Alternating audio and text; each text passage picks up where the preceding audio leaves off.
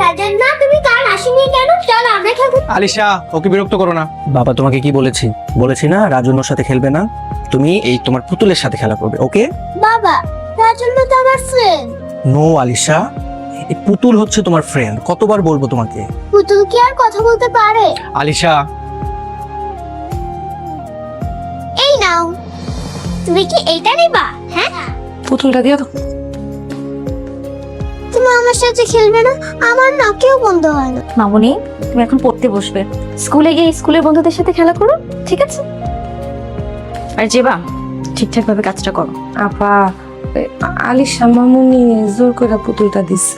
তোমাকে কাজ করতে বলছি, অজুহাত দিতে বলিনি।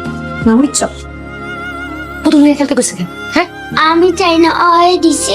দিল আর নিবি না। আলিশা মামুনির লগে খেলাধুলা করার কিছু নাই, ঠিক আছে? ওর সাথে আর খেলবো না, ড্রয়িং রুমে যাও বসবো না। যদি বাসা আসতে হয়, আমি যা যা করবো তা তা করবো, ঠিক আছে? আচ্ছা। ওষুধ করে এনে যাবো, দেখো দেখো।